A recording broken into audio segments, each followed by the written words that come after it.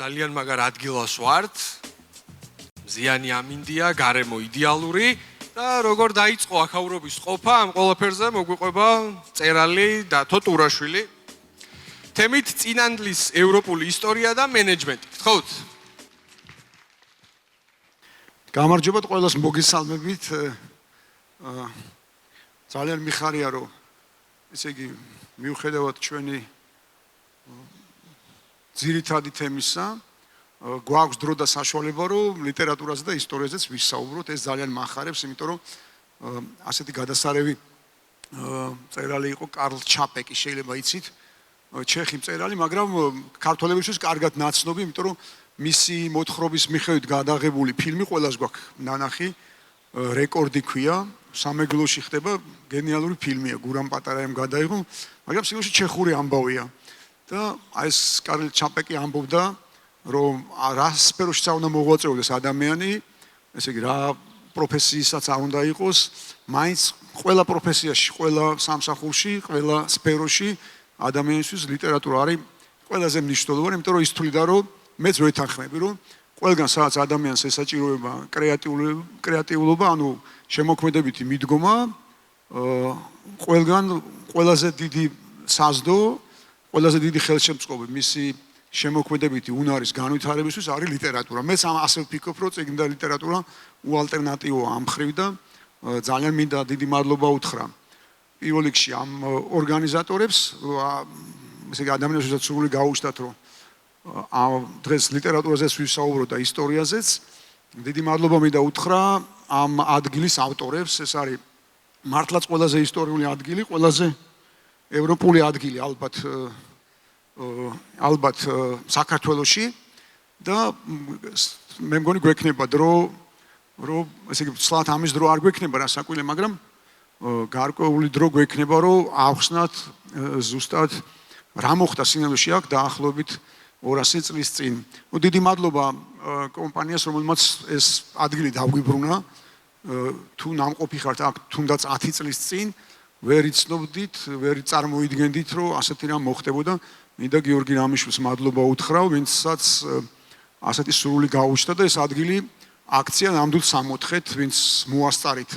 ვიცი რომ დატვირთული გაქვთ ძალიან პროგრამა, მაგრამ თუ მოასწარით ან ბაღში გავლა, ან ამ გარემოს დათვალიერება, დამეთანხმებით, რომ ძალიან კომფორტულია და ნამდვილად არის წინანდალი და ეს გარემო ის როგორც მე მინდა რომ იყოს საქართველოს შენარჩუნებული, ყველაფერი მნიშვნელოვანი რა ჩვენთვის ღირებულია და ძვირფასი და იმავდროულად ძალიან ნოვაციური, ძალიან მოდერნული და თანამედროვე. აი ესეთი სინთეზი, ამის შერწყმა არის ჩემთვის, რა ქვია, ოცნების საქართველო. თუ ყველა სფეროში, ყველა ფერში, ყველა ფეხის ნაბიჯზე და ყველგან შევძლებთ აი ამ შერწყმას, მე მგონია რომ ვიქნებით ძალიან წარმატებული ქვეყანა და მე მგონი ეს ფორმულა, ეს რეცეპტი, ეს საიდუმლო არის მარტივი და გენიალური. როგორც ეს მაგალითად იაპონიაში მოხდა, რომ ჩვენ ძალიან ხშირად მივტირით ჩვენს ტრადიციებს, ძალიან ხშირად გვეშინია ღიაობის იმის გამო, რომ გონია რომ დავკარგავთ რაც ჩვენთვის ძვირფასია. სინამდვილეში ეს ყველაფერი ჩვენზეა დამოკიდებული და არა დასავლურ, აღმოსავლურ, ჩრდილოურ ან სამხრეთულ გავლენებზე. პირიქით, რაც ჩვენთვის ძვირფასია და მნიშვნელოვანი, ამის შენარჩუნება ჩვენზეა დამოკიდებული და არავისზე სხვა. ოღონდ ამ ძველის და განსაკუთრებული შენარჩუნებასთან ერთად ჩვენ რა თქმა უნდა ვერ ვიქნებით მიღმა იმ პროცესებისა, რაც სამყაროში ხდება. მე ვგულისხმობ არა მხოლოდ ტექნოლოგიურ განვითარებას, როგორც ეს იაპონიაში მოხდა, ყველაზე განვითარებულ ქვეყანაში, თუნდაც ტექნოლოგიების თვალსაზრისით, იაპონიაში სტატისტიკურად არსებობს ყველაზე მეტი მკითხველი და ყველაზე მეტი მყიდველი წიგნის. ნუ ჩვენთვის შეიძლება ერთი შეხედვით ეს ცოტა უცნაურად ჟღერდეს, ანუ ჩვენთვის ცოტა ალოგიკურად, რომ როგორ შეიძლება დავждდებით თქვენის ნებართით, როგორ შეიძლება რომ ესე ყველაზე განვითარებული ქვეყანა იყოს, ყველაზე განვითარებულ ქვეყანაში ეცალოთ და ყველაზე ბევრი დრო გქონდეთ წიგნებისთვის და ლიტერატურისთვის. მათი ლოგიკა პირიქით არის, ისინი თვლიან, რომ სწორედ წიგნის მკითხველი ხალხი შეიძლება იყოს ასეთი განვითარებული, ასეთი მოდერნიზებული და ვინც ნამყოფია იაპონიაში დამეთანხმება, რომ ალაგ-ალაგ მოეჩვენება, რომ არა 21 საუკუნეში ცხოვრობს, როგორც ჩვენ, ან დანარჩენი კაცობრიობა, არამედ 22 ან 23-შიც კი. ნუ მათი საიდუმლო არის მარტივი და გენიალური. წიგნი და ლიტერატურა. მინდა გითხრათ, რომ სანამ ესე იგი ამ ვისაუბრებთ აი ამ ადამიანზე, ვინც ამ ადგილის ავტორი და შემქმნელია, უნიკალურ ადამიანზე და სიამოვნებაში ეს ადამიანი ძალიან განსხვავდება იმ სტერეოტიპული წარმოდგენებისაგან, ან ინფორმაციისაგან, რომელიც ჩვენ ბავშვობიდან გვქონდა. ნუ ყოველ შემთხვევაში თქვენ შეიძლება აღარ გქონდათ სკოლებში ისეთი სახელმძღვანელოები, სადაც მას სხვაგვარად გვაწვდიდნენ ხოლმე, სხვაგვარად გვასწავლიდნენ. ალექსანდრე ჭავჭავაძეს გულისხმობ ამ მამულის შემქმნელს და შეიძლება ახლა შეიცვალა, არ ვიცი, სკოლაში აღარ დავდივარ კაი ხანია, მაგრამ მე როცა მახსოვს და როგორც მე მახსოვს, ეს იყო სინამდვილეში და არის სინამდვილეში, ესე იგი ყველაზე ევროპულად მოაზროვნე ადამიანი. ჩვენ მაინც ის გვახსოვს როგორც პოეტი, ასეთი ჟანრობრივი დიფერენციაციაც არსებობდა, მას უწოდებდნენ რომანტიკოს პოეტს. შეიძლება გახსოვთ, ესეც ვისაც გიყვართ პოეზია მით უმეტეს. მაგრამ სინამდვილეში ჩემთვის ეს არის ყველაზე ევროპელი ქართველი მე-19 საუკუნის დასაწყისიდან, ნუ მე-19 საუკუნის მეორე ნაწილში და მერე იცით რომ ნამდვილად ყავდა დიდი ევროპელი ქართველები, ნამდვილი ევროპელები, ყველაფერს თავიდან რომ ასეთი კლასიკური ევროპელის მაგალითი არის ილია ჭავჭავაძე. მაგრამ ეს ხდება მე-19 საუკუნის მეორე ნახევარში. რაც შეეხება პირველ ნახევარს, ასეთი ამის მსგავსი, ამის ალტერნატივა ჩვენ არ გაგვაჩნია, ეს არის ალექსანდრე ჭავჭავაძე. თუმცა სანამ ალექსანდრე ჭავჭავაძეზე ვიტყვი, იმედია რომ გვექნება დრო. მინდა როგორც ესე იგი მევალება, წარმოგიდგინოთ წიგნები ერთი შეხვედრით. ესე ჩემი წიგნები, რომელიც რა ქვია, შეძენის საშუალება აქ არის. არ შეგეშინდეთ რომ ბევრია. შეგიძლიათ შეიძინოთ, აი ამ კარს გასასვლელს რო ხედავთ, ცოტა მარჯვნივ. მეც არ მომწონს რომ რამდენიმე ნაბიჯის გადადგმა მოგიწევთ, სანამ წიგნებამდე მიხვალთ. ეს არ მომეწონა რასაკვირველია, იმიტომ რომ ჩვენ მაინც როგორ ახლოსაც არ უნდა იყოს წიგნი, მაინც შორს გონია. ნუ სულ რამდენიმე ნაბიჯია, აი ამ გასასვლელიდან მარჯვნივ და შეგიძლიათ შეიძინოთ რასაკვირველია. ვერ გაჩუქებთ, ბუნებრივია, იმიტომ რომ მე ვარ ამ წიგნების ავტორი, მაგრამ არა ვარ მფლობელი. და წარმოგიდგენთ, ერთი შეხედვით, რასაკვირველია, არა მხოლოდ საქართველოში, ალბათ მთელ სამყაროში და მთელ მსოფლიოში წიგნებით ცხოვრება, წიგნებით წერა, საერთოდ ლიტერატურით არსებობა არის თითქოს სრულად ამოვარდნილი. ნუ ერთი შეხედვით კი არა, ყურადღებით რომ დავაკვირდეთ, იმ შემთხვევაშიც კი მოგვეჩვენება, რომ რა დროს წიგნი და ლიტერატურა, იმიტომ რომ სამყარო სავსეა სულ სხვა თემატიკით და ადამიანები ცხოვრობენ სულ სხვა პრინციპებით, სულ სხვა ღირებულებებით და აი ჩემ წინ გამოსულმა რაც ბძანა, ესე იგი მოცული ვართ კაპიტალის დაგროვების, შეგროვების ან მოპოვების მიზნებით, ესე იგი მთელი გონებით, გულით და სხეულებით და ჩვენი აზროვნება არის მოცული იმ ტერმინებითაც კი, რომელიც ვერ ვიტყვი რომ ჩვენთვის ახალია, მაგრამ ეხა ისე ახლობელი გახდა, რომ ამ ტერმინების გარეშეც კი არ შეგვიძლია ცხოვრება. თუმცა მე რომ მკითხოთ, ესე იგი ყველაზე თავარი დაბრკოლება ჩვენი სახელმწიფოებრივი საზოგადოებრივი წარმატების გზაზე არის სწორედ ის ორი ტერმინი, რომლის შინაარსით სამწუხაროდ ძალიან დიდხანს არ გქონდა. რასაკვირველია, გულისხმობ თქვენთვის ყველაზე ახლობელ ტერმინს და ტერმინებს, რომელიც დაშორებული ლიტერატურიდან, ეს არის მენეჯმენტი და ლოჯისტიკა. თუმცა სინამდვილეში ასეთი ადამიანი ყავდა, სოლომონ დოდაშვილი. ქიზიყელი იყო, თუ ვინმე ხართ ქიზიყიდან, გეცოდინებათ, მაღარო არის ასეთი სოფელი. იქ დაბადებული ადამიანი, რომელიც სრულად ახალგაზრდა გარდაიცვალა პატიმრობაში, რუსეთში გადაასახლეს 1832 წლის შეთქმულების გამო. იმ ძალიან ახალგაზრდა სოლომონ დოდაშვილს ნამდვილი მოვლენა იყო, ანუ ფენომენალური მოვლენა იყო. ძალიან ახალგაზრდას ჰქონდა დაწერილი წიგნი, ნუ ბევრ წიგნთან ერთად, ნუ რამდენიმე წიგნი მოასწრო.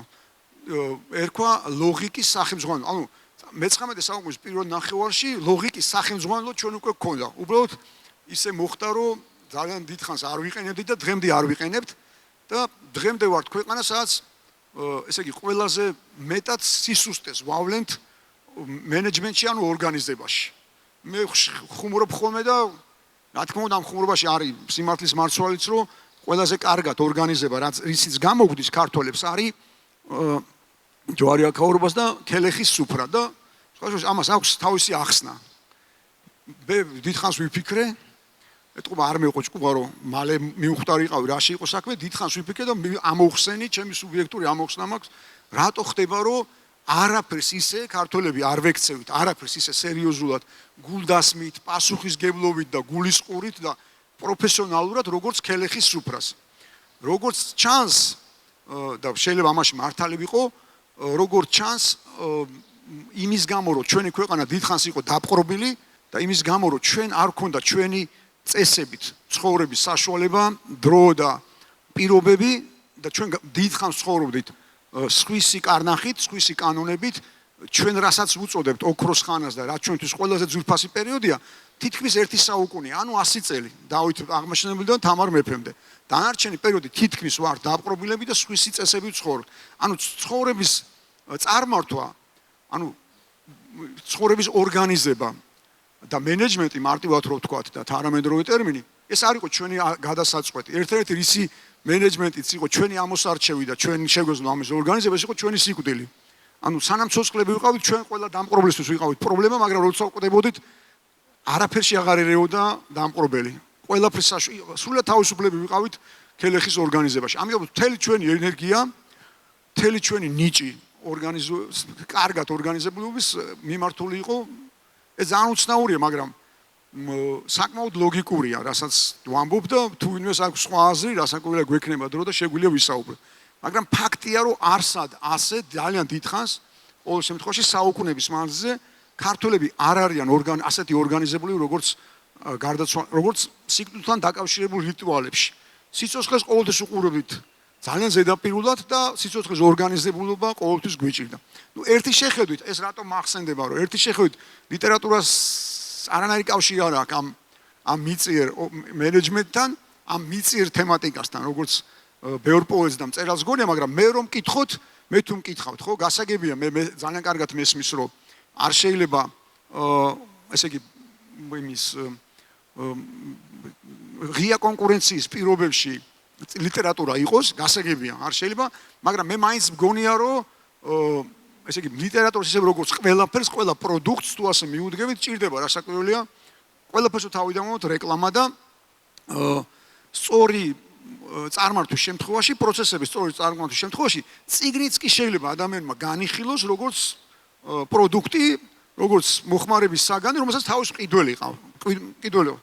ასეთი რამე შეიძლება მოხდეს. არ ვიცი, ყოველ შემთხვევაში ეს თქვენი გადასაწყვეტია, რამდენად ჩათვლით. ეხლა მე მაგალითებს გეტყვით, სანამ ალექსანდრე ჭავჭავაძეზე ისე მიუბრუნდით, რამდენად თქვენ ჩათვლით, რომ დაგაინტერესებთ აი წიგნებთან დაკავშირებით ესე იგი მარკეტინგული ელემენტი, რომელიც ან გახდება თქვენთვის მნიშვნელოვანი, ან არ გახდება. ანუ რამდენად დაგაინტერესებთ ასეთი წიგნის წაკითხვა. მაგალითად, ეს არის წიგნი, რომელსაც ქვია სხვა ამსტერდამი, ყველა წიგნს აქვს თავისი თავგადასავალი და ყველა წიგნის, ნებისმიერი წიგნი შეიძლება ამა თუ იმ მიზეზის გამო დაიწეროს.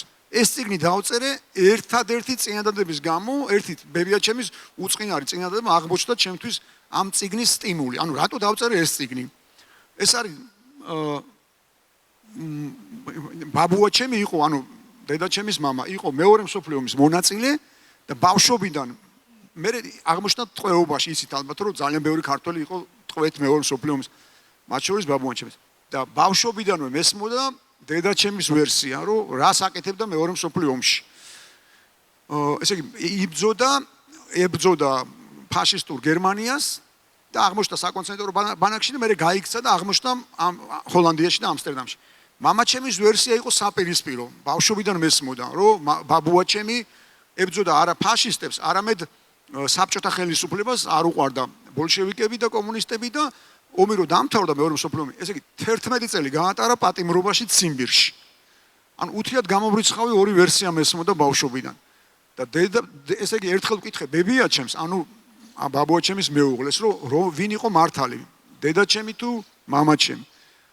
ანუ ვის ებრძოდა სინამდვილეში ჰიტლერს თუ სტალინს, ბაბუაჩემი. და ბებიაჩემი მითხრა საოცარი ფრაზა, აი რის გამოც ესე იგი ამდენი წლის მერე, ამდენი ათეული წლის მერე დავწერე ეს წიგნი. ბებიაჩემი მითხრა, რომ არც ჰიტლერს და არც სტალინს ბაბუაჩემი არ ებრძოდაო. ბაბუაჩემს საყვარელი ყავდა ამსტერდამში და სინამდვილეში ასე აღმოჩნდა ჰოლანდიაშიო. აი წარმოგიდგენთ მე ისეთი პატარა ვიყავ როცა ეს მითხარ რომ არც ვიცოდი საყვარელი რას ნიშნავდა გასაგებია რომ მაშინ არ ვიყავთ ისეთი განვითარებული რომ ეს იმ ასაკში რამე წარმოდგენა მქონდა სექსზე მაგალითად მაგრამ რო გავიზარდე ესე იგი ბევრი წლის მერე და პირველად აღმოჩნდი ამსტერდამში სპეციალურად თხოვე ჩემ ჰოლანდიელ გამომცემლას და დამთეს ნება რომ ესე იგი არქივებში მომეძებნა ბაბუაჩემის შესახებ ყველაფერი და გამეგო სიამდვილეში რა საქმეზე იყო ჰოლანდიაში და დავწერე ეს წიგნი. ნუ დაჩეს აღარ გეტყვით, არ ვიცი რამდენად საკმარისი აღმოჩნდება, რამდენად დაგაინტერესებთ ასეთი წიგნის წაკითხვა, რამდენად შეიძლება ეს იყოს საინტერესო და ამიტომ დროშადად ცოტა გვაქვს და შემდეგ წიგნზე გადავალ. ეს არის წიგნი, რომელსაც ქვია ჩაძირული ქალაქი. აი რამდენად შეიძლება წიგნი იყოს, ესე იგი მარკეტინგულად მიმზიდველი, თქვენ ყველანი ვიცი რომ ამ სფეროში მოღვაწეობთ ან აპირებთ. აი ყველას გინახავთ ალბათ ფილმი რომელშიც თამაშობს ლეონარდო დიკაპრიო ეს არის ტიტანიკი და იცით ისტორია რომ 1912 წელს ჩაიძირა ოკეანეში დიდი გემი მაშინ ყველაზე დიდი და ამაზე ბევრი ფილმია გადაღებული და მათ შორის აი დიკაპრიო თამაშობს მაგრამ ალბათ ბევრმა არ იცით რომ იმ გემზე იყვნენ ქართველებიც ეს სულად შემთხვევით აღმოვაჩინე უпростод არა შემთხვევით ლონდონში წავედი გამოფენის სანახავად სადაც იყო სია მგზავრების დიდი გემი იყო 2500 მგზავრი. იმ მგზავრებს შორის ერთი კი არა, რამდენიმე ქართული გვარი აღმოვაჩინე. მე წარმოვიდგინე ჩემთვის რა საინტერესო იქნებოდა, რომ ტიტანიკის მგზავრებს შორის იყვნენ ქართველები და ისე მომინდა მათი კვლევა და მათი ისტორიის შესწავლა, რომ დავწერე ეს წიგნი. აი არ ვიცი თქვენთვის რამდენად საინტერესო იქნება იმის გაგება, რომ დიკაპრიო გაყინულ წყალში რომ რა ქვია, ცდილობს გადარჩენას იქ რა ქვია რამდენიმე ქართველიც რომ იგივე საქმით არის დაკავებული. თუ ეს გაინტერესებთ, შეგიძლიათ რა თქმა უნდა ეს წიგნიც წაიკითხოთ. ეს არის საბავშვო წიგნი, თუ ვისაც ბავშვები ყავთ, არის დონ კიხოტე და არა დონ კიხოტი, საბავშვო. ალბათ ერთ-ერთი მთავარი წიგნი. ამ წიგნის ავტორი იცით გენიალური ესპანელი მწერალია მიგელ სერვანტესი და ყველა გამოკითხით, რაც კი დედამიწაზე ჩატარებულა, რაც კი ჩატარებულა. პირველ ადგილზე არის იცით ბიბლია და მეორეზე არის სერვანტესის დონ კიხოტე, სიამოვნებაში ასე ქვია. არ ვიცი ეს რამდენად თქვენთვის იქნება თუნდაც ეს სტატისტიკა, თუნდაც ეს ფაქტი, რომ დაინტერესდეთ ამ წიგნით, მაგრამ რასაკვირველია ძალიან გამიხარდება თუ ესე იგი იზღირებულები, რაზეც არის ეს წიგნი, თუ პატარა ასაკიდანვე ბავშვებისთვის იქნება. ეს არის წიგნი, რომელსაც ქვია ამერიკული ზღაპრები. ასეთი უცნაური ამბავი დამემართა. მე-7 კლასში პირველად რომ შემიყვარდა გოგო, რომელიც მე-6 კლასში სწავლობდა იმავე სკოლაში, სადაც მე ვსწავლობდი, ძალიან უცნაური ამბავი მოხდა, დედამისი ფიქტიურად გაყვა ამერიკელს სწავლად. ნუ მაშინ ყველა ვერ გაიტაცებდა თვითფრინავს, ან ზღვას ვერ გადაცურავდა, რომ გაქცეული იყო საბჭოთა კავშირში. ასე აღმოჩნდა ჩემი პირველი შეყვარებული ამერიკაში და ასე ტრაგიკულად დაიწყო ჩემი ცხოვრება და 20 წლის მერე წავედი იმ გოგოს მოსაძებნად. არ ვიცი გინახავთ თუ არა, ჯარმუშის ფილმია გადასარევი, ქვია Broken Flowers. კაცი დადის ძველი შეყვარებულის მოსაძებნად. აი ესე ვიარეთ და თუ გაინტერესებთ, ესე იგი მივაგენი თუ არა, შეგიძლიათ წაიკითხოთ. იმიტომ რომ მე რომ მოგიყვეთ, აღარავინ აღარ წაიკითხავს და ვითმეტეს აღარავინ აღარ შეიძენს და აზრი აღარ ექნება მარკეტინგს და ეს რეკლამას. ეს არის წიგნი, რომელსაც ქვია იყო და არა იყო რა და აქ არის აღწერილი ამბები, რომელიც წინ უსწრებდა საბჭოთა კავშირის ან დამოუკიდებლობის აღდგენას. აი რამდენად იქნება თქვენთვის ეს ახლა ცხოს მიტინგებია ჩვენ ქვეყანაში, მაგრამ აი მასში რა ხდებოდა? ანუ უпростод აი თუ დაკვირვებები ხართ 9 აპრილი როცა ახლოვდება ხოლმე სულ აჩვენებენ კადრებს ტელევიზიით ყველა არხზე და ძალიან ბევრი ადამიანი არის ათეულ ათასობით, ზოგჯერ ასეულ ათასობით ქუჩაში. და ის არის უკვე ესე იგი იმ პროცესის ფინალური ეტაპი. ამ წიგნში არის ის, რაც კადრებში არ ჩანს, ანუ რაც კულისებში ხდებოდა, იმიტომ რომ ისე მომიწია, რომ ვიყავი ესე იგი მონაწილე და თვითმხილველი აი ამ პროცესის და იმ ადამიანების, ვინც მაშინ იყვნენ ლიდერები, ტრაგიკომიკური წიგნია, მოკლედ. ძალიან ადვილად გაიხსენებთ, ვინც ახალგაზრდები ხართ, თქვენი მშობლების თაობას. რო იცოდეთ მშობლები რითი იყვნენ დაკავებული, მოკლედ თქვენ ხელები რო იყვნენ. იმაზეა ეს წიგნი.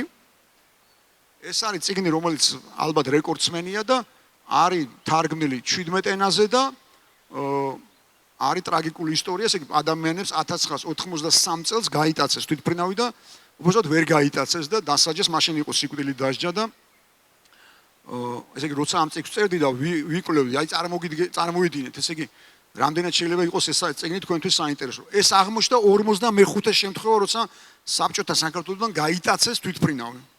და გარდა თვითმფრინავის გატაცებისა იყო ძალიან ბევრი მცდელობა ზღვის გადაცურვის. ძალიან ბევრი. აღმოვაჩინე ასეთი ბათუმელი ახალგაზრდა ადამიანის ინტერვიუ, რომელიც ახლა ავსტრალიაში ცხოვრობს, აღარ არის ახალგაზრდა და რომელმაც ივარჯიშა 2 წელი და გადაცურა ზღვა. და იქ რო ნაპირზე სადღაც რიზესთან და ტრაბზონს შორის დააპატიმრა თურქეთის მაშინდელმა პოლიციამ 3 წელი იყო პატიმარი. იმიტომ რომ ჩათვალეს რომ ვერაფერ დაიჯერეს რომ ეს არ იყო კგბ-ს მიერ შეგზავნილი აგენტი. ანუ ვერ წარმოიდგენს რომ ადამიანს შეიძლება ისე მოუნდეს გაქცევა საბჭოთა რეჟიმისგან რომ ზღვა გადაცუროს. ეს ეუნებოდა თურმე რომ აი იმ ინტერვიუში ამბობს მე ეუნებოდი რომ აი შემიძლია ტრაბზონიდან სტამბულამდე გავცურო თქვენ თუ გინდათ ოღონ უკან არ დამაბრუნოთ. ასეთი საოცარი ისტორია. მოკლედ ეს არის ძალიან ტრაგიკული თავგადასავალი საბჭოთა პერიოდის და თუ გაინტერესებთ, რაც ალბათ თქვენთვის ყველაზე მეტად საინტერესო იქნება, ეს არის წიგნი თავისუფალი ადამიანი და მე მგონი ყველაზე დიდი პრობლემა რაც არის, ესე იგი თანამედროვე ჩემის აზრით, თანამედროვე საქართველოში რატო ვერ მივდივართ სწრაფად წინ. რომ ჩვენ ესე იგი საბჭოთა კავშირის დაშლის შემდეგ და მიუხედავად ჩვენ დამოუკიდებლობის აღდგენის მიუხედავად დეკლარაციის მიუხედავად ჩვენ ვერ გავხდით სწრაფად თავისუფალი ადამიანები. ანუ ყველა სფეროში და ყველა ნაბიჯზე, ყველა მიმართულებით რაც ყველაზე მეტად გვჭირდება, ჩემი ზღმარწმენით, ეს არის ჩვენი თავისუფალი აზროვნება და ჩვენი არასაბჭოური ცნობიერება და მენტალობა, რომელიც სამწუხაროდ მემკვიდრეობით დაგვრჩა და ეს არის, ესე იგი, ისტორია საქართველოსი აი ამ თვალსაზრისით, როგორ რამდენად მნიშვნელოვანია თავისუფალი, ცალსაკე წერია, აი თავისუფალი ადამიანი. ანუ ქართულად კარგად ჟღერს მართლა, როცა ადამიანი არის, როცა ადამიანის ცხოვრებას განსაზღვრავს თავისუფალი არჩევანი და თავისუფალი ნება. მოკლედ რომ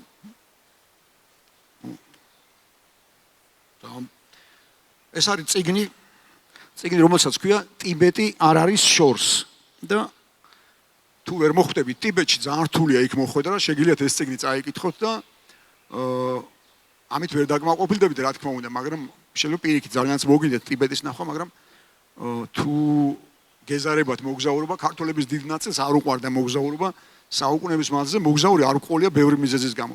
მოკლედ ეს არის პირველი შემთხვევა ტიბეტის დედაქალაქ ლასაში ბევრი ვეძები, მაგრამ ესე იგი ჩვენამდე არ ყოფილა არავინ.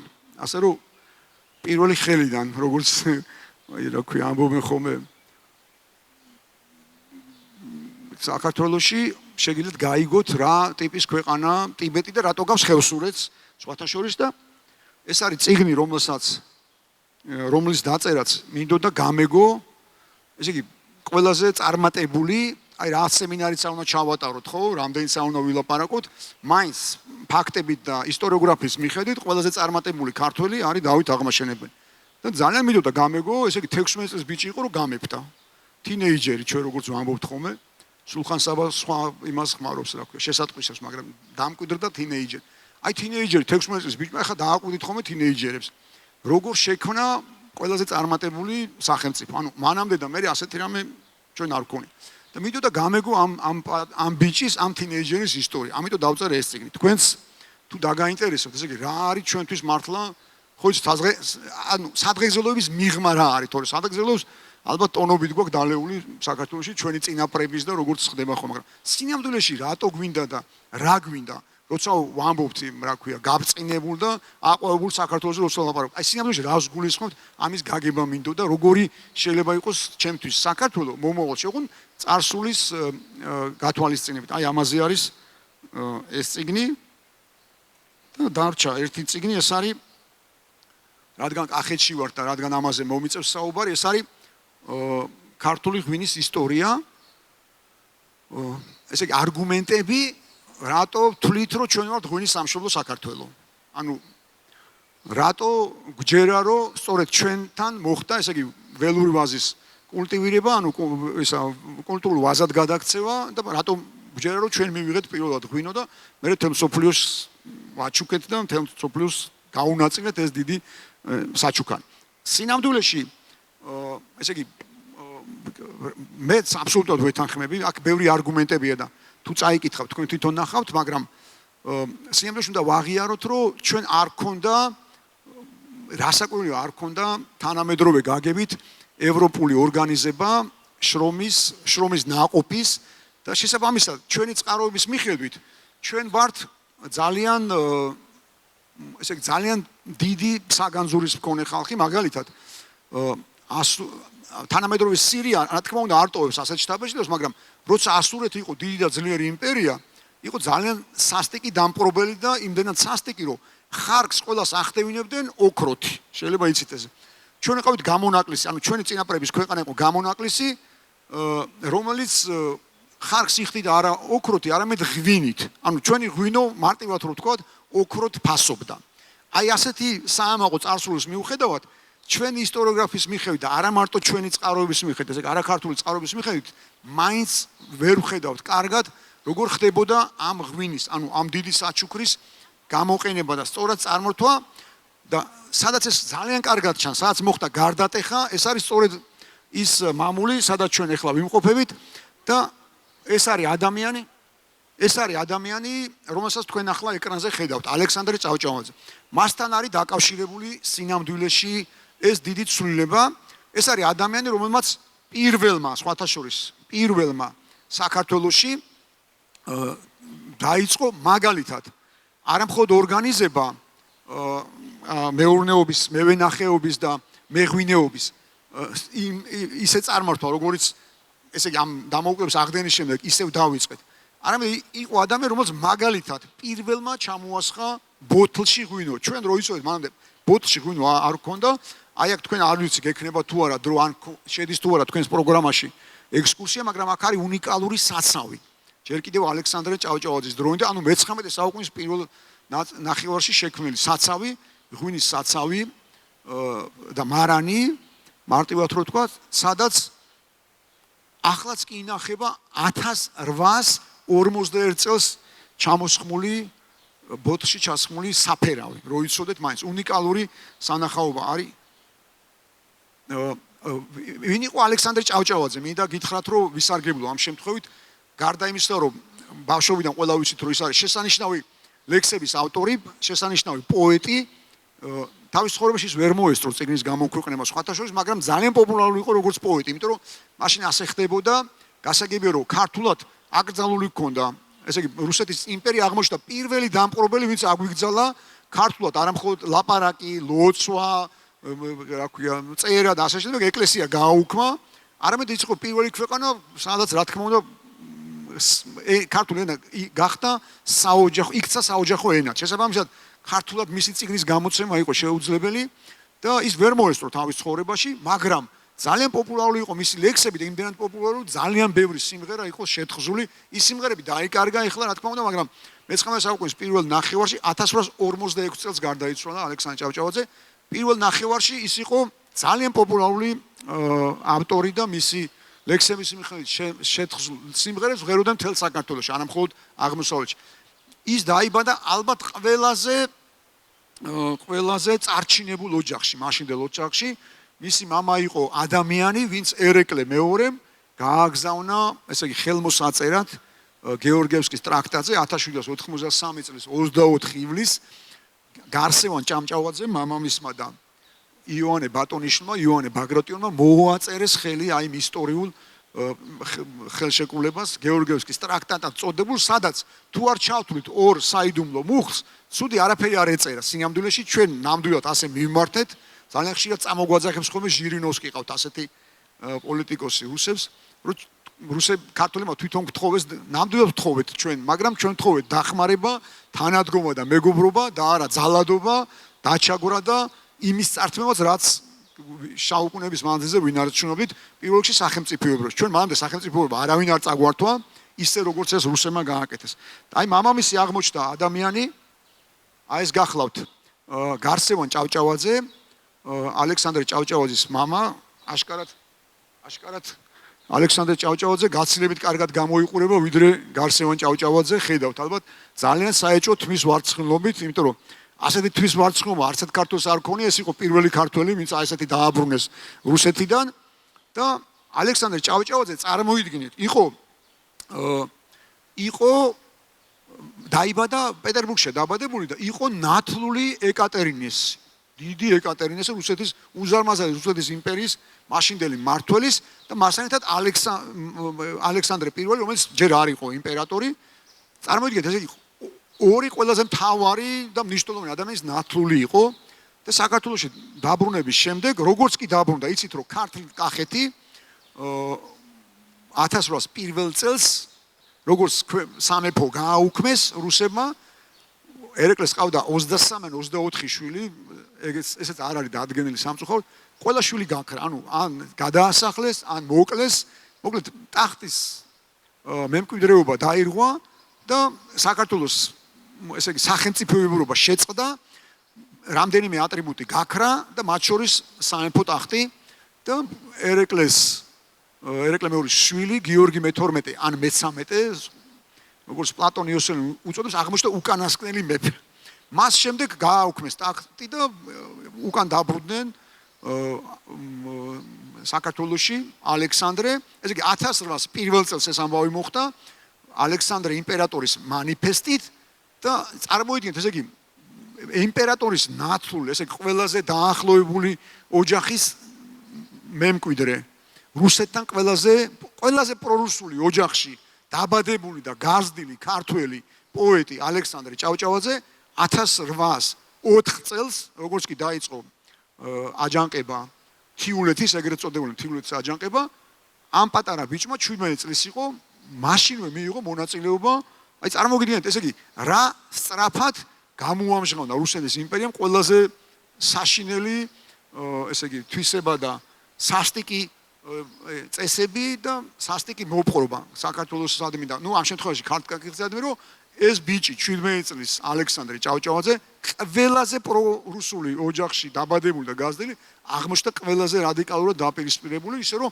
მიიღო მონაწილეობა. რუსებმა სასტიკად დასაჯეს დააპატიმრეს თმა გადახოტრეს ალექსანდრეს და მთელი საქართველო გაატარეს ესე იგი ურმით ნუ შეურაცხყოფა რომ მიეყენებინათ როგორც რუსეთის იმპერატორთან დაპირისპირებული ესე იგი ახალგაზრდა ქართველი თმა გადახოტრილი მთელი საქართველო გაატარეს ესე იგი ურემზე დაბმული აი ასეთი შეურაცხყოფა მიაყენეს წარმოიდგინეთ ალექსანდრე ჭავჭავაძის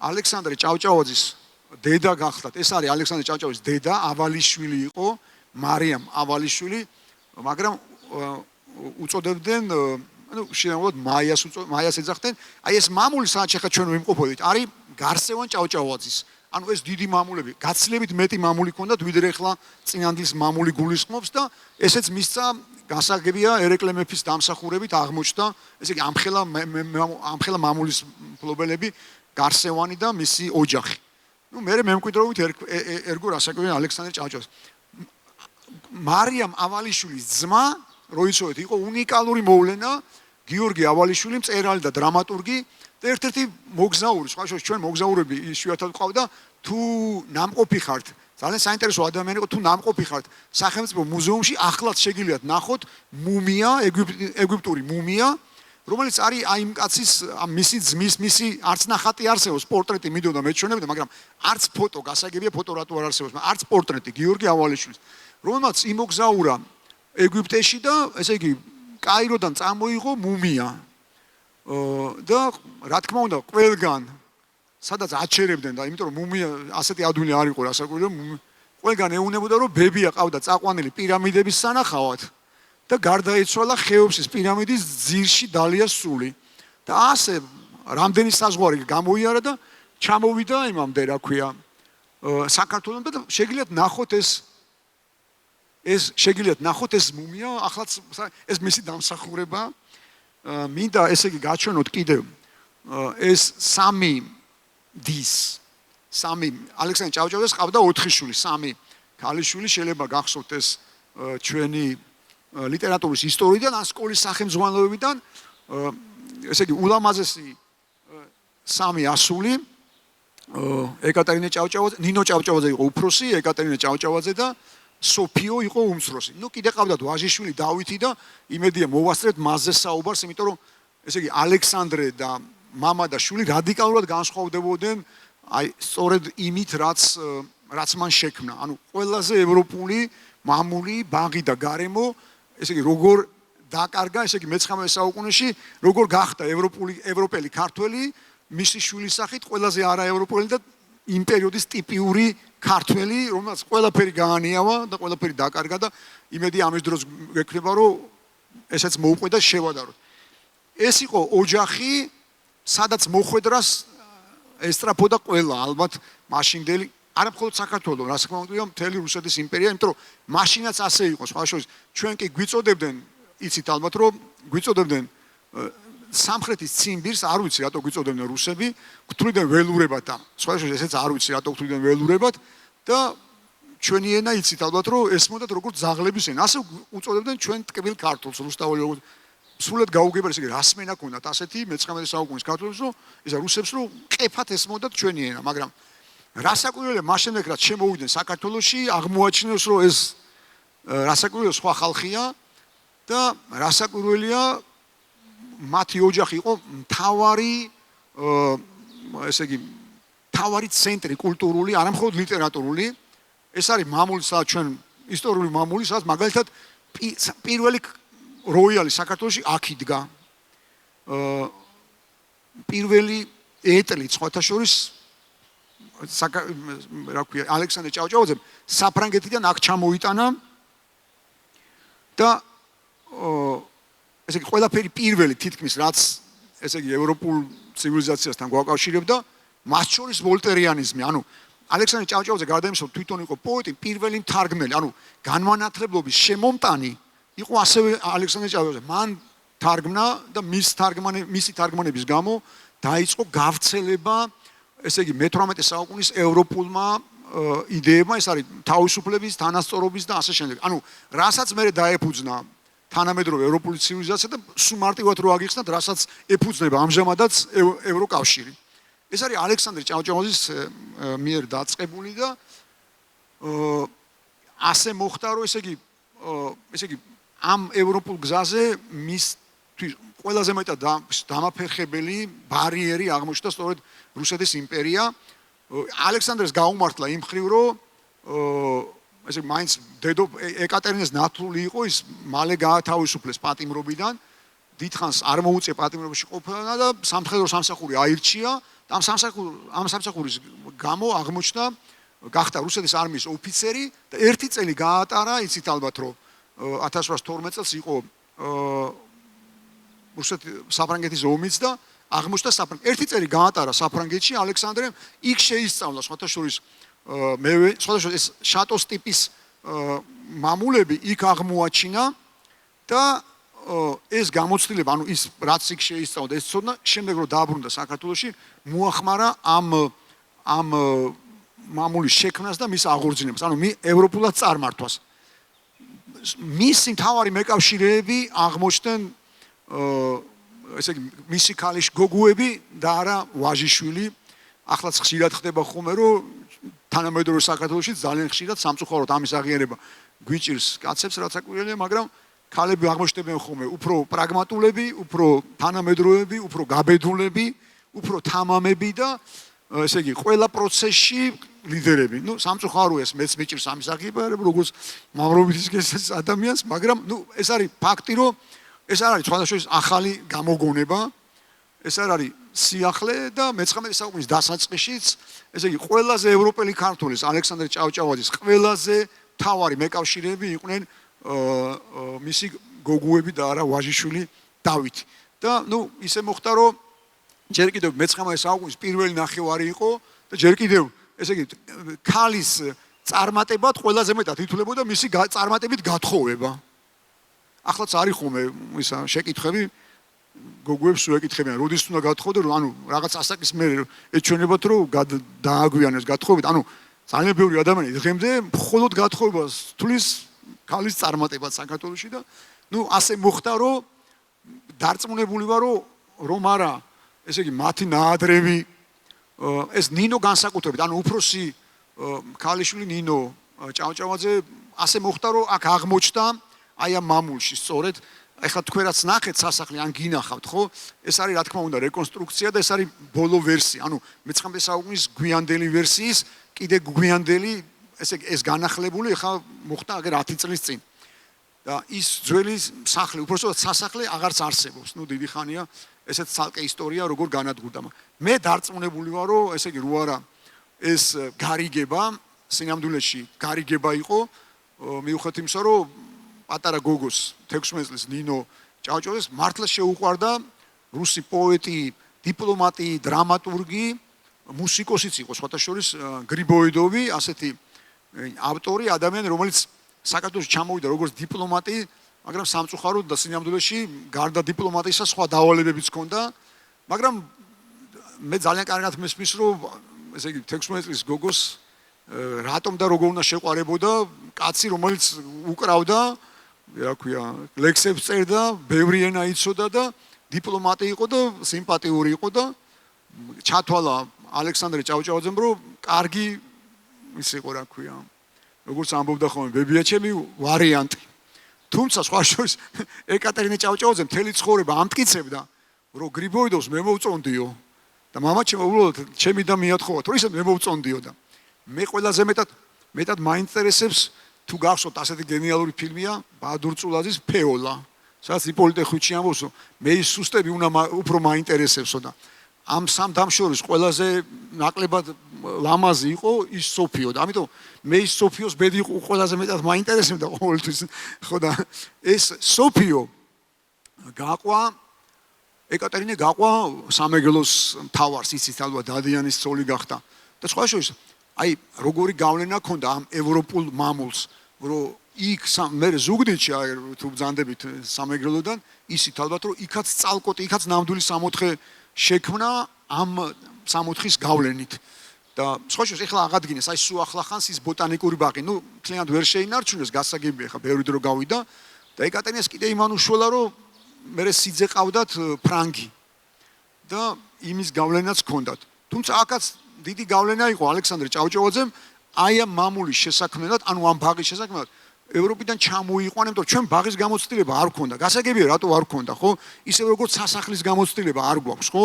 ჩვენ წყაროებში არის მაგალითად მოვიხსენიებთ გეგუთის სასახლეს და როგორია არ ვიცით, ნანგრევები კი არის, მაგრამ ეხლა რაც ჩვენ დაგვჭა სასახლეებიდან, აგერ ერეკლეს თელავში თუ მოხვდებით, ერეკლეს სასახლე ქვია, ოროთახიანი ბინაა. არც ერთი გამგებელი არ იკადრებს იქ ცხოვრებას, ან მისი ცოლი დარეჯან დადიანი ყავდა ცოლი. თბილისში თუ გინახავთ, დარეჯანის სასახლე ქვია. ორი ოთახიც არ არის, ერთი ოთახია. და ნუ ლოჯის მიშენების პერსპექტივით, მაგრამ ვინ იკადრებს იმ, მაგრამ იქ ცხოვრობდა, ანუ მათთვის მართლა არ არსებობდა, გარდა იმისა, რომ პრიორიტეტი არ იყო, რა ქვია, რა ქვია, საკუთარი სასახლე და ალბათ ვერსალი იქნებოდა შოკი სულხან საბოსთვის, რო ნახა, სად იზრდებოდნენ, სად ცხოვრობდნენ ჩვენი მეფეები და სად ცხოვრობდა, რა ქვია, საფრანგეთის სამეფო კარი. მაგრამ გარდა იმისა, რომ არ იყო პრიორიტეტი, ამის შესაძლებლობაც არ იყო, ხო? ამ გარემოში, ამ ალყაში, ამ ვითარებაში, რაც ჩვენ გამოვიარეთ საუკუნეების მანძილზე, ხო? ესე იგი, ძალიან ხშირად ძალიან აგრესიული დიდი იმპერიების თავდასხმის ობიექტები ვიყავთ. იმის საშუალება და ფუფუნება ჩვენ არ ქონდა, რომ ევროპული ბაღები გაგვეშენებინა. და ალექსანდრე ჭავჭავაძე იყო პირველი, ჩამოიყვანა უბრალოდ ევროპელი ესა მებაღეები, ანუ დეკორაციის ისეთი მცოდნეები, რომელიც საქართველოში უბრალოდ არ არსებობდა და სხვა შორის თუ მოასწარით გასეირნება და თუ გექნებათ რომ აუცილებლად გაისეირნეთ, თუ არ გინახავთ, მართლა უნიკალურია. ეს გაცილებით ტერიტორია როგორც გითხარით მეტი იყო, მაგრამ აი მაინც მიხვდებით ამ ბაღის წარსულს და სიდიადეს. ინგლისურ ბაღს უფრო გავს. ეხლა ჩემი სუბიექტური დაკვირვებაც ესია, ვიდრე ფრანგულს. მაგრამ ესე იგი ძალიან დიდი მადლობა, ვინც თანამედროვე ვერსია აღადგინა და შექმნა, იმიტომ რომ ასე კარგად, ასე გემოვნებით გარდაიცვალა სამწუხაროდ, იცით, ალბათ აქ ესპანელებიც მუშაობდნენ, ეს 10 წლის წინადან ამას. ანუ ასე კარგად წარსულის და ინოვაციის შერწყმარი ძალიან იშვიათი. ჩვენთან საკმაოდ ჭირს ხოლმე ეს, რომ თან შევინარჩუნოთ, რა ქვია, წარსული და თან ვიყოთ ძალიან თანამედროვე და ინოვაციური, ეს რთულია, მაგრამ ეს აქ მოხდა ძალიან კარგი გამონაკლისი და ძალიან კარგი შემთხვევა. სამწუხაროდ ყველაფერს ვერ მოვასწრებთ, აი ეს არის დავითი, რომელზეც გეუბნებოდით ვაჟიშვილი, რომელსაც სამწუხაროდ ბევრი რამე დაკარგა აქ მთელი ეს მამული და ესე იგი რომლის გამოც ესე იგი მთელი ეს მამული ხა ჩვენ სადაც ვიმყოფებით ალექსანდრე ჭავჭავაძის შექმნილი გადაეცა საიმპერატორო კარს და მისი დამსახურება მისი წყალობით, დამსახურება ბჭყალებში რასაკვირველია რომ ეს მამული, ესე იგი მე-19 საუკუნის ბოლოს რომ არა საქართველოს დამოუკიდებლობის აღდგენა, ეს მამული იყო ესე იგი გადავიდა რუსეთის მფლობელობაში, რუსეთის იმპერიის მფლობელობაში, პირდაპირ ასე საუფლისწულო ხან უწოდებდნენ საიმპერატორო, გასაგებია რატო. რაც შემიძლია თქვა, ესე იგი ყველაზე ესე იგი ევროპელი ალექსანდრე ჭავჭავაძის შესახებ, მე მგონია რომ მაინც ეს იყო ფრანგული გავლენა. აი ასეთი დახვდებოდა ალბათ პარიზი 1812 წელს, როცა ალექსანდრე ჭავჭავაძე აღმოჩნდა პარიზში.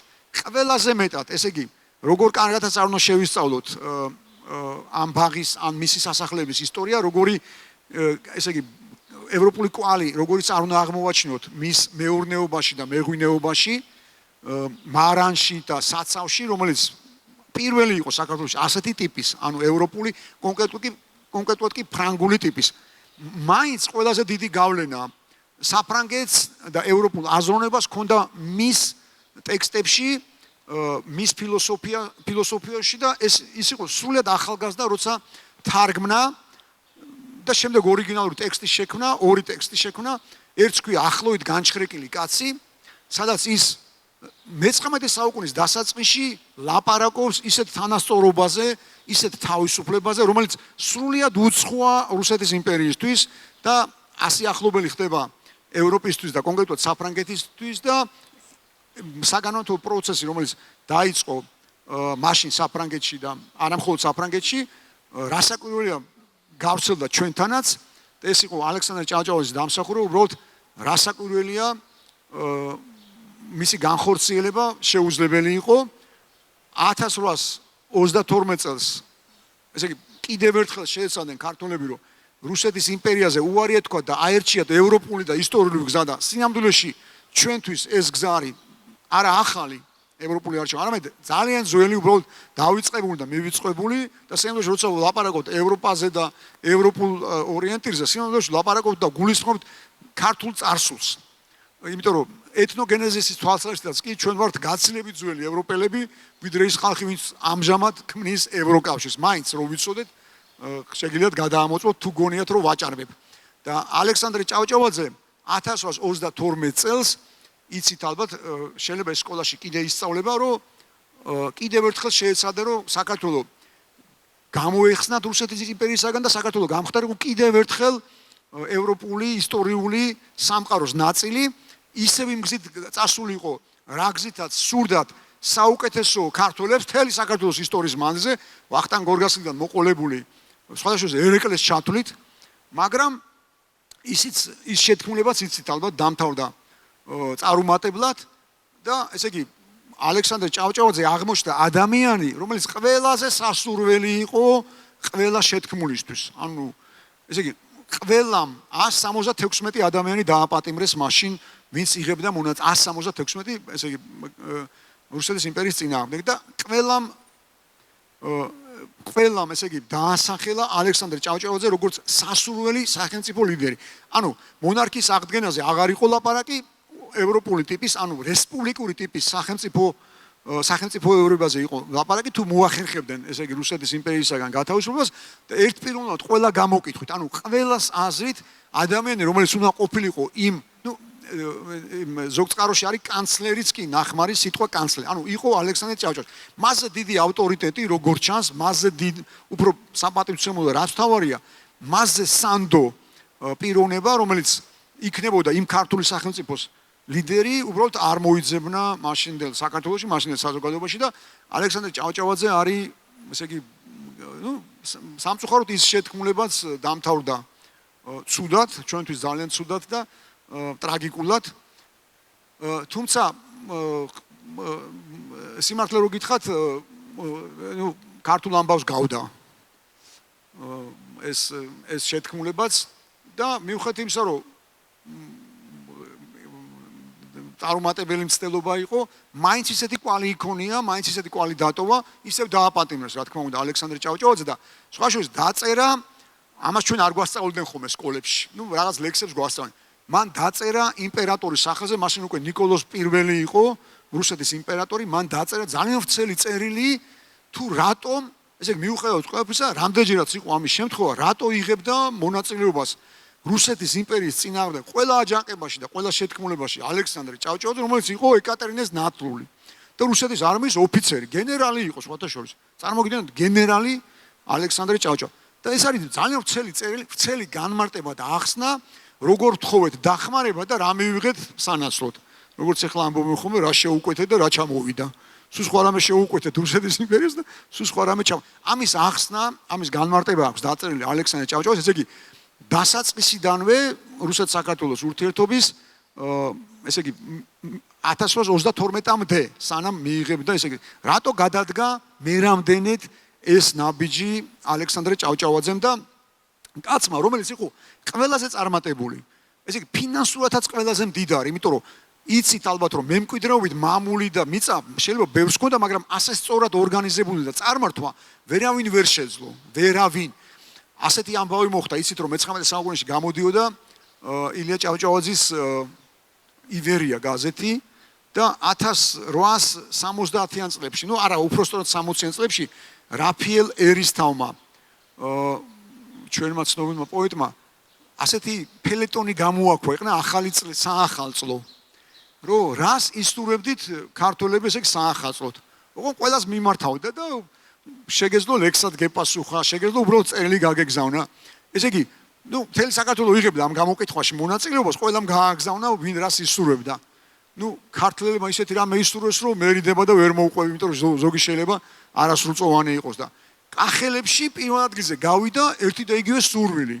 ჭავჭავაძიანთ ღვინო, ანუ მისი, ესე იგი მიუხედავად იმისა, რომ თვითონ უკვე აღარ იყო ცოცხალი, ანუ მისი მეურნეობა, ანუ მისი სწორად დაგეგმარება ამ მამულის და სწორად, ესე იგი და მისი ناقოფი, ესე იგი ღვინო იყო ისეთი საუკეთესო, რომ ესე იგი სრულად უკონკურენტო იყო.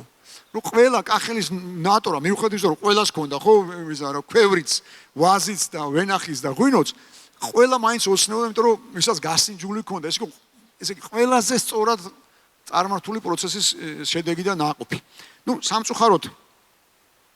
სამწუხაროდ ისე მოხდა, ეს კაცი არის, აი მე რო ყველაზე სუსტები მაინტერესებს, იმ სოფიოს მეუღლე, ვისაც გაყვა, ესე იგი მესამე და ეს კაცი იყო შვედი წარმოშობით, ოღონდ გახდა რუსეთის მოქალაქე და რუსეთის სამსახურში გვარად იყო ბარონი ნიკოლაი იყო გვარად. შეიძლება შვედური გვარი სხვა იყო, მაგრამ რუსეთის იმპერიაში უკვე ასე უწოდებდნენ.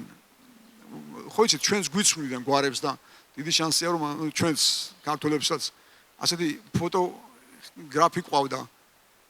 დიმიტრი ერმაკოვი, ხშირად შეხვდებით ძველ ფოტოებს, თუ ნახავთ ინტერნეტში, აწერია დიმიტრი. სინანში იყო იტალიელი, კამბიაჯო იყო გვარად, მაგრამ მასაც კი შეუცვალეს და ჩვენ ვინ დაგვინდობდა და ამ კაცსაც ეთყობა არ დაინდ, იმიტომ რომ ბარონი ნიკოლაი იყო, ეს იყო კაცი, ვისაც გაყვა სოფიო და ეს არის ადამიანი,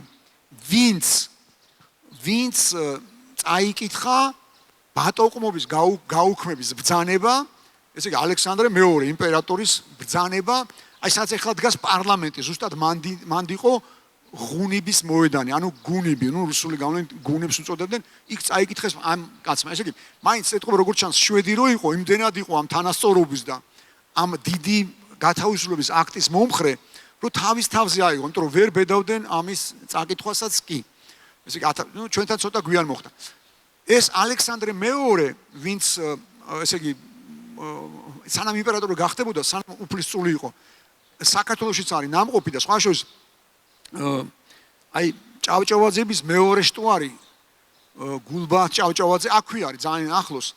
შეიძლება ისიც გაგიგიათ მისი სახელი, ლადო ასათიანს ლექსი აქვს მიგზღნილი, იყო საოცარი მოვლენა გულბაათ ჭავჭავაძე, რომელსაც კითხა ალექსანდრე მეორემ იმპერატორმა. ეს არის ერთადერთი გამონაკლისი რუსეთის იმპერატორობის ისტორიაში, ანუ მართლა ლიბერალი და მართლა პოზიტიური და დადებითი ადამიანი სხვებთან შედარებით.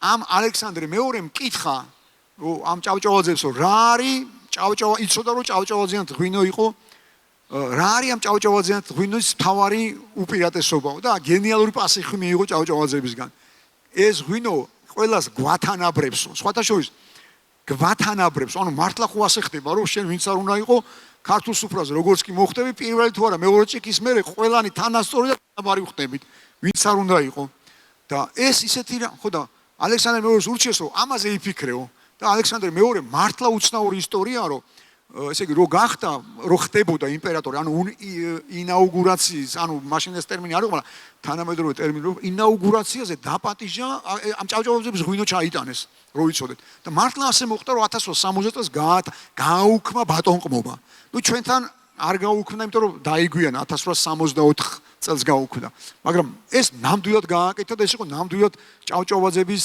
დამსახურება და მათი ღვაწლი მოკლედ ეს არის ადამიანი რომელიც სხვაშორის აქ არის დაკრძალული და სოფიო პირიქით დაკრძალულია მათ ესე იგი რუსეთ-ფინეთის საზღვარზე თვითონ ეს დაბრუნდა აქ და აქ არის ესა დაკრძალული აი თუ ხედავთ თუ ვერ მოუასწრებთ ეს მიდოდა რომ გენახათ ეს უნიკალური ესე იგი უნიკალური საცავის უნიკალური კოლექცია აქ ინახება სადღაც 17000 უნიკალური ბოთლი პირველი ეს ყველაზე ძველი არის 1814 წლის ეს იშვიათია ხა მთელი სოფლიო რომ მოვიაროთ ხო იცით ბევრი ღვინის საცავი არსებობს ბევრი ღვინის მუზეუმი მაგრამ ასეთ ნუ ბევრგან არის კოლექციები და ეს არის ერთ-ერთი უნიკალური და აი შეიძლება ვერ ნახოთ ეხა შეიძლება აღარა მაგრამ 1851 წლის საფერავია ეს არის თანამედროვე სხვა შორის აქ რაც ესე იგი აი ახლა რაც მოხდა ესე იგი ამ ღვინ მე დარწმუნებული ვარ რომ ესე იგი არსებობს ეს ენერგეტიკა და არსებობს ეს ცოდნა რომელიც მე მკვიდრიც არის თანამედროვე წინანდალი და სხვა შორის ამ ესე იგი არ მინდა რომ ისე გაიგოთ რომ როცა რუსეთის იმპერიაზე ვლაპარაკობ სულ მეკამათებიან და მეჩხუბებიან ხომე და ძალიან ხშირად მაკრიტიკებენ პირიქით ძალიან მინდა რომ მადლიერი ვიყო იმ ადამიანების მიმართ რომლებიც ადამიანურად იქცეოდნენ საქართველოში და არ ქონდათ მხოლოდ ასეთი აგრესიული და მტრული დამოუკიდებლობა როგორც რუსულ სახელმწიფოს და აი ამ გარემოების ამ ადგილის შემოქმედიც რო იცოდეთ ერთ-ერთი შემოქმედი არის ალექსანდრე ოზეროვი ასეთი ადამიანი შეიძლება ერთ-ერთი რუსია ვინც ქართული ისწავლა არ ვიცი მაგრამ იცოდა წინვალეთ ქართული ამ ალექსანდრე ოზეროვმა მისი აშენებულია ეს ქარხანა ანუ გვიან უკვე 19 საუკუნის ბოლოს მისი აშენებულია თბილისში სხვათა შორის აი პეტრიაშვილზე რო ღვინის ქარხანა და თუ მიგიქცევთ ყურადღება მელიქიშვილის მხრიდან რომ შეხედოთ ფასადი არის ეკლესიას გავს ანუ ამ კაცმა ესე იგი ისედან შეიყვარა ამ როგორც გამონაკლისმა ალბათ იმდენად შეიყვარა საქართველოს გარდა იმისა რომ შეისწავლა ქართული ენა შეისწავლა ჩვენი ხუროთმოძღვრების და არქიტექტურის ისტორია და ის სულ ამბობდა თურმე ეს ალექსანდრე ოზეროვი რომ ესე იგი ეს არის ესე იგი განსხვავებული და მართლა ევროპული იმიტომ რომ ჩვენ ხო გქონდა ესა გავლენა გასაგებია რომ ჩვენი გავლენა არის მას შემდეგ რაც გავხდით ქრისტიანული ქვეყანა ძალიან ევროპული გასაგებია რომ ევროპული ცივილიზაციაც ევროპული ცივილიზაციის შექმნაში გადამწყვეტი და ყველაზე მნიშვნელოვანი ფაქტორი იყო ქრისტიანობა ამიტომ ოზეროვი ასე ხედავდა და თუ მოხდებით მიაქციეთ ყურადღება აი მელიქიშვილის მხრიდან იმ ქარხნის ფასადი როგორ გავს ეკლესიის ოღონდ ტრადიციული ქართული ეკლესიის სხვა შორის აქაც იგივეა ეს ამიტომ არ იფიქროთ რომ ესე იგი რა ქვია პიროვნული ან რაღაც ხალხის მიმართ ეს არის ესე იგი სინამდვილეში თავარი პრობლემა ეს არის რუსული სახელმწიფო რომელიც არ მოგვცა იმის საშუალება რომ ჩვენ განვითარებული ყავით ევროპული გზა დარჩევანი რასნესავს სინამდვილეში ბუნებრივ და ჰარმონიულ განვითარებას ადამიანების ესე იგი რაც გაჩერდა შეჭერდა 1921 წელს განსაკუთრებით და ესე იგი საბჭოთა რუსეთი ანუ ბოლშევიკო რუსეთი აღმოჩნდა გაცილებით ესე იგი მძიმე შედეგების მომტანი ჩვენთვის ვიდრე მეფის რუსეთი სხვათა შორის გაცილებით იმიტომ რომ მეფის რუსეთი გაცილებით ლიბერალური ქვეყანა იყო და მით უმეტეს რა ქვია ეკონომიკაში და მით უმეტეს მაშინ ბიზნესს ასეთ ტერმინს არ ხმაურობდნენ მაგრამ ფაქტია რომ მთელი რუსეთის იმპერიაში დაიწყო განვითარება საწარმოო საქმიანობა ესე იგი ვაჭრობამ და ასე შემდეგ. მათ შორის საქართველოს დიდი გავლენა იყო, ჩვენ გაგვიშტენ დიდარი ქართველები, იცით ალბათ და გაჩნდა ესე იგი ფენაც რაც მოიტანა ამ რა ქვია კაპიტალიზმმა მის განვითარებამ და სამწუხაროდ ესეც გაჩერდა. მე მოგიყვანთ აი საოცარ მაგალითს, როცა ეს ტერიტორია, ეს მიწა აღმოჩნდა ესე იგი იმპერატორის მფლობელობაში, იმპერატორი ალექსანდრე მესამე 1888 წელს ჩამოვიდა აქ რო ენახა რა დარჩა მემკვიდრეობით რა მიიღო შტერი ქართველებისგან, როგორც მას ჩვენ ვეგონეთ. ნუ გულუფხუდო ნაღდათ ვეგონეთ. და ჩამოვიდა და აი სადაც ეხლა დგას სახლი, ანუ სასახლე ყოფილი. იმის აივანზე, აივნიდან, აი სადაც ახლა ჭიშკარია, თუ ქვემოდან შემოხვედით, იმ ჭიშკართან ძალიან ახლოს იდგა გლეხი ზურაბაშვილის სახლი. ივანე ზურაბაშვილის სახლი, რომელიც გააფრთხილეს, რომ ძველი სახლი, ანუ ქოხი უბრალოდ ხო ეს სახლები სად ქონდა, კაი და ქოხი. და გააფრთხილეს, რომ იმპერატორი აპირებდა ჩამოსვლას და ეს სახლი უნდა დაენგრიათ და სხვაგან აეშენებინათ, ანუ კომპენსაციას გადაუხდიდნენ და სხვაგან უნდა აეშენებინათ. იმიტომ რომ იმპერატორი აივანზე დადგებაო და რომ გადაიხედავსო, რომ გახედოსო იმას რა ქვია, იმას ხო, ესო ხელს შეუხეცო და აუშნოვებს შენი სახლიო და რა თანხასაც გადაგიხდითო და იმ ზურაბაშვილმა თქვა, რომ ესო ჩემი წინაპრების მიწა და ის არისო სახლიო და ვერაფრით ვერ დაანგრევინეს. და წარმოგიდგენთ ალექსანდრეს შეაპარეს მე რომ დადგა იმ აივანზე რომ ესეო ეს კაცო ჯიუტი კახელი აღმოჩნდა ესეთი ხალხიაო ეს კახელი ვერ დაუნგრეს სახლიო და ალექსანდრე მესამემ თქვა რომ ესო მისი ის აი წარმოგიდგენთ რამხელა განსხვავება ეს რომ საბჭოთა პერიოდში მომხდარიყო ხო წარმოუდგენელი იყო ეს რამხელა განსხვავება იყო ესე იგი მეფის რუსეთსა და საბჭოთა რუსეთს შორის. ნუ სამწუხაროდ ჩვენ ვეღარ თავიდან ვიწყებთ ყველაფრის შექმნას და ყველა ნაბიჯის გადადგმას. ეხლა მე იმედი არ მეჩვენება, მარტო მე არ მესმის, მაგრამ რაღაც მუსიკა არის პარალელურად და მე მგონი იმას ნიშნავს, რომ ძალიან გამიგრძელდა სიტყვა. სამწუხაროდ ვერ ვასწრებო თქვენს შეკითხვებს უპასუხო, მაგრამ მე საღამოს კიდე გვექნება შეხვედრა და იმედია მაშინ მაინც მოვახერხებთ და მინდა მადლობა უთხრა. აი ეს არის ესე იგი ალექსანდრე მეორე. ნუ ბევრი რამე ვერ მოვასწარი. მინდა მადლობა უთხრა, ესე იგი იმ გენიალურ ალექსანდრე ჭავჭავაძეს, ესე იგი ისეთი გენიალური მემკვიდრეობა ყავს და შთამომავლები, მათ შორის ჩვენი სახელოვანი და ძვირფასი კინორეჟისორი ბატონი მერაბ კოკოჩაშვილი და მართლა როგორი ევროპული აზროვნების ადამიანია, რომ 60-იან წლებში გადაიღო საოცარი ფილმი, ქვია დიდი მწვანეველი. თუ არ გინახავთ, ნახეთ, როგორ გაუსწრო მთელ მსოფლიოს, როგორც რეჟისორმა და მოაზროვნემ, როგორ იწინასწარმეტყველა პრობლემა, რომელიც რამდენიმე ათეული წლის მერე აღმოჩნდა მთელი მსოფლიოს ასეთი მძიმე რთული და ამ პრობლემის მოგვარებას, ესე იგი, რამდენი ტვინი მუშაობს და როგორ იწინასწარმეტყველა ბატონმა მერემ ალექსანდრე ჭავჭავაძის პირდაპირი ჩამომავალია. დაანჩეს ვერ ვასწრებ სამწუხაროდ, მოკლედ წიგნები აგერ არის როგორც გითხარით, აგერ და მარჯვნივ და ყველას მოგართვევთ არ მეზარება, საქმე მე არა მაქვს, სამსახური მე არა მაქვს, ვისაც რა თქმა უნდა ავტოგრაფი გინდათ, ყველას მოგართვევთ. დიდი მადლობა და ბოდიში რომ ყველაფერი ვერ მოვასწრეთ, იმიტომ რომ შეზღუდულები ვართ. უღმესი მადლობა, საღამომდე.